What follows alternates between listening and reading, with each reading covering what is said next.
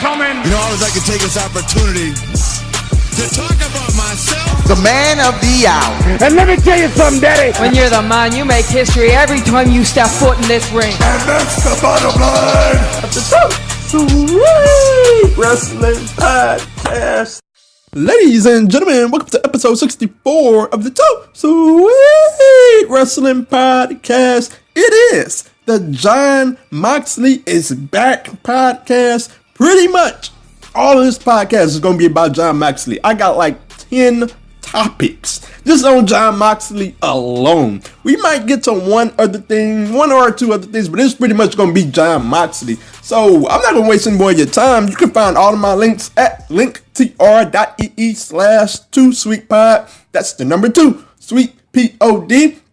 So we're going to hop into this thing. Best thing, funniest thing, the funniest thing of the week. WWE Stomping Grounds. Now, I had a whole lot to pick for best thing, funniest thing, but the funniest thing of the week is this. Look, WWE has announced a new pay-per-view coming up in June, WWE Stomping Grounds. Like, I thought Battleground was bad, but Stomping Grounds? Come on, man.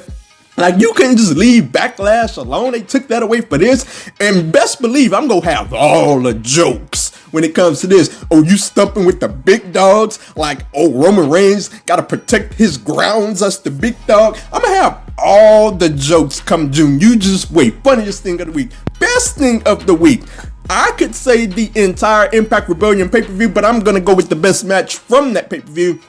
And that is LAX versus Lucha Brothers, a phenomenal match of the year candidate. It was a great main event. I enjoyed every bit of it. I'm going to get into a spot from that match as well. And speaking of, we're going to hop into number one spot right here. We got the number one botch of the week, the number one spot of the week, and the number one debut of the week. So we're going to go into the number one botch of the week, Alexa Bliss in her shoes. My goodness. Like, she's having this match and she is just having a horrible time trying to unloosen her or tie up her shoes. Every time she's going around, her shoes are coming untied. It was just a horror fest. Number one botch of the week. Number one spot of the week, Phoenix. He is about to put Ortiz through a table in the LAX Lucha Bros match. He went for a Spanish fly. It connected. Ortiz went through the table, but Phoenix landed on his head. It was a 6 spot. Luckily, Phoenix is okay and just fine. That was the spot of that match. Number one spot from this week. And moving on, we have the number one debut of the week. It is Kushida. He debuted on NXT last night against Cassius Ohno. He had a fantastic debut. And bright things are to come for his time in NXT. We'll see how it goes in WWE. But I have a great confidence for his run in NXT. It's going to be a great time. So that is number one spot of the week. Ladies and gentlemen, we're going to hop right on into it. Jon Moxley is back. People were just going stone crazy over this, and for good reason. So we're going to hop into all of these topics. First, we're going to get into the video right now, and I'll give commentary in 3, 2, 1. Let's go. So here lies Jon Moxley in jail. Yeah, people talking about, oh, this was a metaphor for WWE. He was locked up. People was getting deep on this one, boy. Had people talking about how he was breaking out. He breaking out of WWE. There's a guy looking up at him. Dean Ambrose is getting out. I guess he's breaking out of WWE, according to some people. That could be the metaphor. It could not be. You had people say that dog was Roman Reigns chasing him.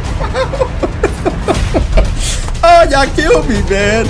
That was the funniest thing. Like, oh man, that dog, the big dog, that's Roman Reigns. So we have Dean Ambrose here. He's shadow boxing, training for a debut. Only one could assume. And I gotta say, this was well done. The quality of this video, and I'm gonna get into that later. That's a topic I'm gonna get into. Well done. Moxley's back, baby. At the dice there too. I'm gonna get into that as well. That was a pretty good theory I've seen from somebody. Dean Ambrose, Jon Moxley is back, ladies and gentlemen. So, man, it was just a wild time. Now that we've seen that, talk about the reaction. I'm sitting there on Twitter, I'm watching the basketball game, and all of a sudden I see on my Twitter timeline, man, that Jon Moxley video is sick. Then I see Jon Moxley, and you know the first thing I do, I don't know if you guys do this on Twitter, but I go to the search bar and type in whatever it is that, you know, people are talking about. So I type in Jon Moxley, and there it is, the first video, and like, I'm just floored. Like, obviously, you know the guy's coming out of his contract, but it's just something to see it in the time. Like, I was just excited beyond repair, and everybody else was losing it. I was losing it as well. We had so many random things going on that night. Like, a random guy just popped up on Twitter, goes by the name Roy Lucier, I want to say. He said he was in the bar with Dean Ambrose and Eli Drake, and Jon Moxley had his beard shaven off, and it's like people are losing it over that because the dude has his beard shaven off, and so many random things happened throughout the night. The wrestler tweets got me as well. As soon as the video dropped, like, you see all of these wrestlers jumping in, trying to get themselves a piece of the pie to get a match with Jon Moxley, and so many guys jumped in, whether it was a Killer Cross from Impact Wrestling, whether it was Jimmy Havoc, a lot of guys just jumped in, and I found it very entertaining. Sami Callihan jumped in, and they were just jumping in because everybody wants that match with Jon Moxley, and I cannot blame them whatsoever. The production of this video, man, I gotta say, I saw that and it didn't hit me until well after, you know, things have transpired, Twitter had been going crazy. I'm going crazy. And I'm thinking, man, he's already signed to somewhere, already has a good idea of where he's going, because if the production was so good, it makes you think that, man, some company has to be behind this, right? It can't possibly just be Dean Ambrose shooting this and coming out of pocket and him paying it by himself. I mean, theoretically, it could be, you know, there is a chance that there is that going on, but like, I think a company is behind it. That's just my opinion.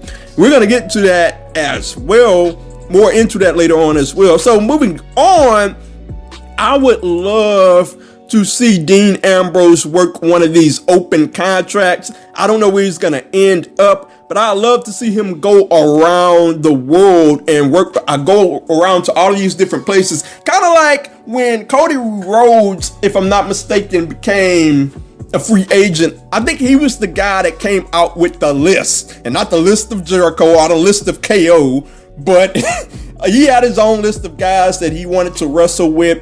I thought that was a phenomenal idea. I'd love to see Jon Moxley. I'm just getting used to this like everybody else is. Jon Moxley, not Dean Ambrose, if I could get that out of my head. I like to see him have an open contract and come up with a list of opponents to fight as well. That would be phenomenal. Look, man, this brings me back to the 90s, if I'm being totally honest with you guys. Like, things like this would happen just out of nowhere nearly every week on wrestling. It would send people into a frenzy.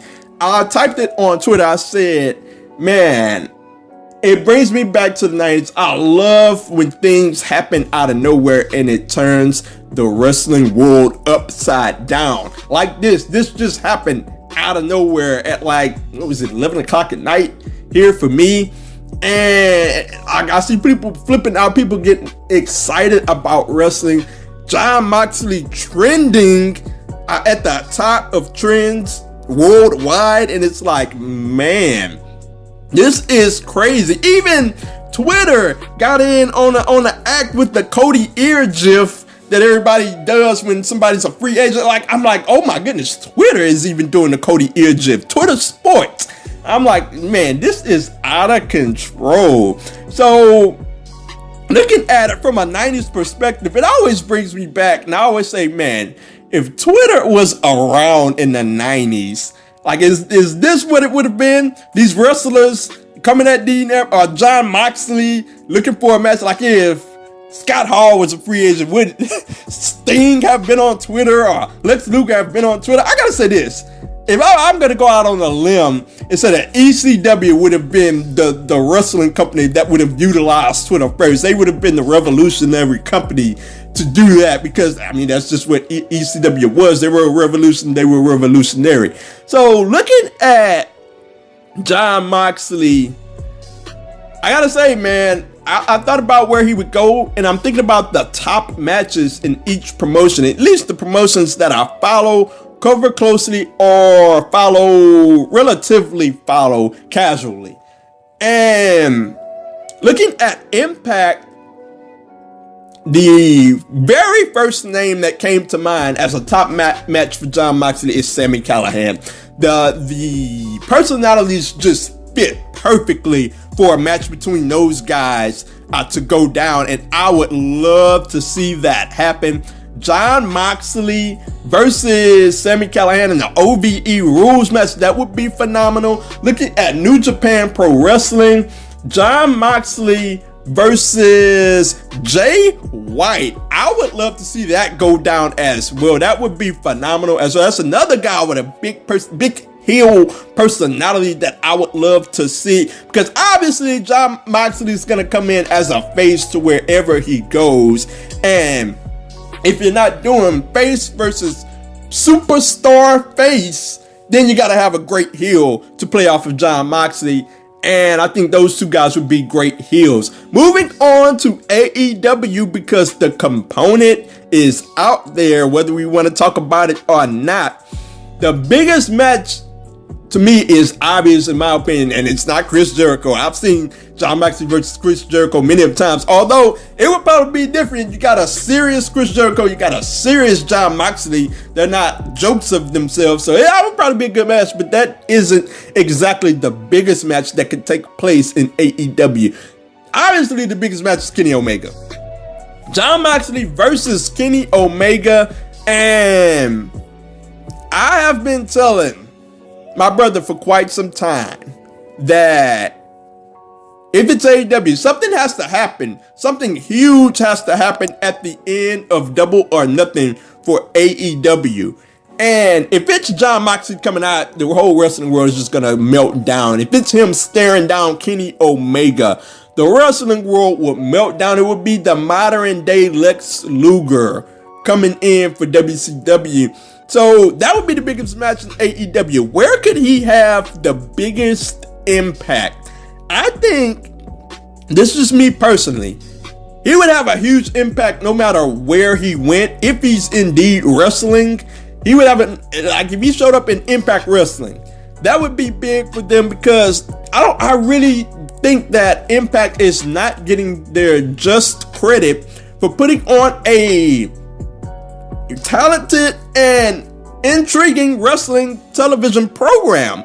And I think Jon Moxley would be a huge draw for them. He would have a huge impact there. He would have a huge impact in New Japan Pro Wrestling as well. But if I'm being totally honest with myself, he would have the biggest impact in AEW. With AEW trying to get itself off the ground, this TV deal, this possible TV deal, there's a lot of things that are out there that we don't quite know the answers to yet. Double or Nothing is coming up. They need something big to happen at the end of the pay-per-view, like I just said. Jon Moxley going there would just be bananas. It would be crazy.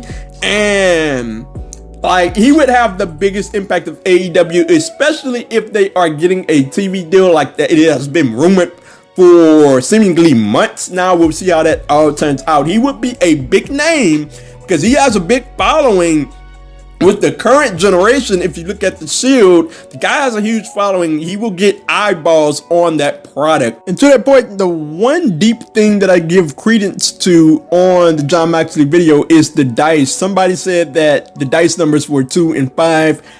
Double or Nothing is on May 25th. So I was like, okay, I kind of buy that one. That's pretty interesting to me. That would be huge for them. So That would be phenomenal. Jon Moxley is back, and I said this I tweeted this yesterday. I said it on episode 52 of the Too Sweet podcast. Look, man, I said it. Jon Moxley is leaving. This was my advice to Shield fans at the time. Dean Ambrose is leaving, but look, there is no worries because he's gonna pop up somewhere else, and it's gonna be a huge deal. He's gonna pop up, he's gonna defect to another promotion just like the old days, and it is gonna be a huge deal with new, fresh storylines. And that's what we have here. It is a huge deal that this guy is back. And like everybody's on the edge of their seats saying, where is he gonna go? Anticipation is just a huge thing in wrestling sometimes, and people are anticipating this like crazy. Everybody has their eyeballs on every promotion, and I'm glad that wrestling is just kind of starting to get back to the old days where crazy things are just happening. And that's another thing on the AEW front of why I want to see them succeed so bad, because I want to see people defect, man. I know how that can be a positive, that can be a negative sometimes, but that was the great stuff of wrestling where people were just defecting left and right. And I want to see that go down. That's obviously going down with Jon Moxley. It's obviously going down with other wrestlers, and it is just an exciting time in the wrestling business. So that's my thoughts on Jon Moxley. I cannot wait to see where he goes. Wherever he ends up, it's going to be an exciting time for that company, whether that's Impact, whether that's New Japan Pro Wrestling, AEW, or I'm going to throw this out there. Is he still with WWE? Now, I know that's way out of the box, and on one hand, that would be very dumb of WWE, but on the other hand, it would be one of the more elaborate ruses in recent wrestling history. I'm just going to throw that out there for y'all. It's going to be interesting to see where he ends up. I'm very excited to see where it goes. So moving on, Brock freaking Lesnar. Like, obviously, this was something that is a big deal. No matter if you like Brock Lesnar or you don't like Brock Lesnar, Brock Lesnar retired from the sport of MMA. And he had a match lined up with Daniel Cormier, a heavyweight title fight. And it's like, man, he just retired out of nowhere. So this came from Brett Okamoto, if I'm not mistaken, MMA journalist. And Dana White announced it pretty much. And it's like, man. As soon as I saw the tweet, it was on Tuesday night. Tuesday night was just a crazy night, man. I saw the tweet and I retweeted it. I quote tweeted it, excuse me, and I said, oh no, ... And because I knew it only meant one thing. Obviously, Brock Lesnar is not retiring from MMA and WWE. Brock Lesnar ain't just going home. I knew that from the start. So here it was. Looking at it from an MMA side of things, man, Daniel Cormier and Brock Lesnar was the fight. That was the big match. And it kind of puts MMA in a hole, relatively speaking. Obviously, somebody else is going to step up for Brock Lesnar, and that's going to be the fight. But looking at it from a WWE standpoint, look, man, we're going to have to deal with Brock Lesnar, and he's going to be around for a long time. So long as he can use somebody for leverage, he's going to be around for a long time. So a report came out from Dave Meltzer. Many reports came out, and I think the latest report was Dave Meltzer talking about the situation with Brock Lesnar and WWE. He said that the retirement of Lesnar happened because UFC transcript from 401 Mania, by the way, I want to give them credit, excuse me. He said that the retirement was because of UFC being unable to meet the price that he wanted to go through the training again and get into the cage to fight someone else. So, and also said, in addition to this, WWE still offers Lesnar big deals for limited dates, and with the schedule he works for them, wrestling is safer, obviously, than UFC. So, obviously, Vince McMahon backed up the truck. I didn't need a report to tell me that, because that was the first thing I thought that night. obviously Vince backed up the truck and gave him the load. So like I said, here it is, Brock Lesnar. Look, man, just keep him away from the title, please. From the Universal title or from the SmackDown Championship. It's no telling. Because I've seen a believable theory out there that Vince McMahon is going to pay Brock Lesnar and he's just going to show up on SmackDown. And when they get to Fox in October, Brock is going to be the champion. And I could believe that 100%.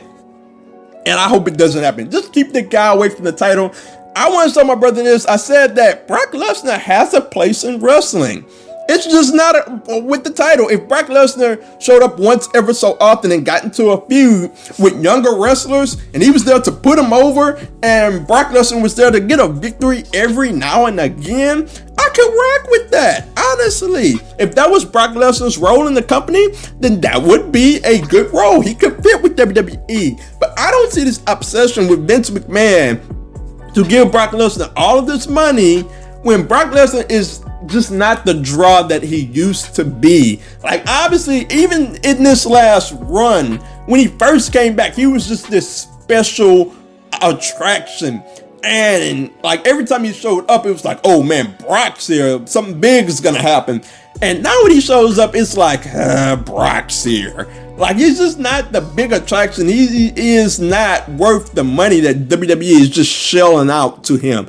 Obviously, he's gonna be in the Saudi Arabia event because I just seen a press release that had Brock Lesnar, Goldberg being mentioned as guys that would be at Saudi Arabia for WWE. I think that event is definitely in June. We'll see how that goes. I don't mind. I guess I don't mind Goldberg being back.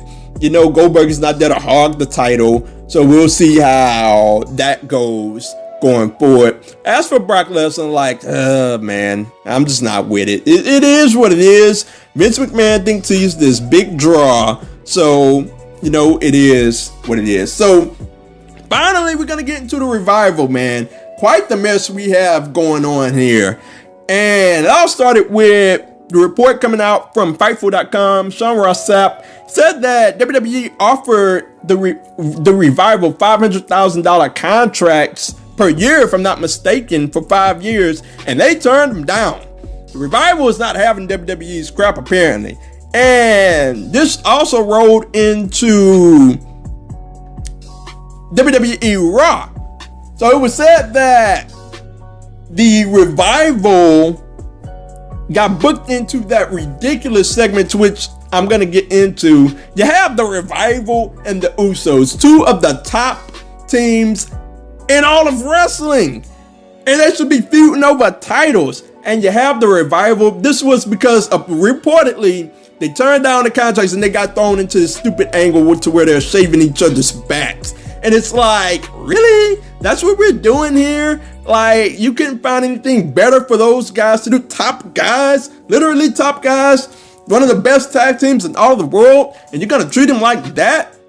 Like, if you want to punish them, just take them off of TV. That's just, I mean, if that's what I'm doing, that's what I'm thinking. If I want to punish somebody, I'm taking them off of TV. But they put them on TV and they put them in a stupid angle, and that hurts their television product. That's what they can't see. So we have the Usos and the Revival feuding over back shaving, to which that just sticks in my craw. I hate that because I love both of those tag teams. They are very talented and they don't deserve that. So we had another report that just recently came out like a day ago, where it said that from Body Slam, it said that WWE has reportedly extended Dash Wilder's contract by 2 months.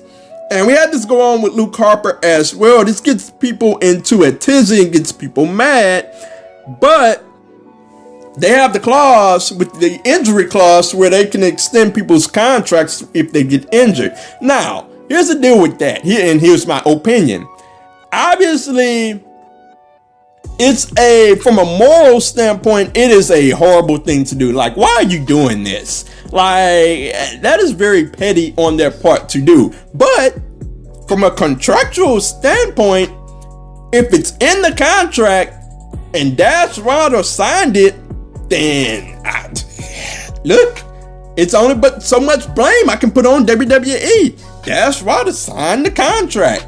He knew willingly that that clause was in the contract. Now, if it was a secret clause that nobody knew about, then okay, then you can get on WWE. Excuse me, man.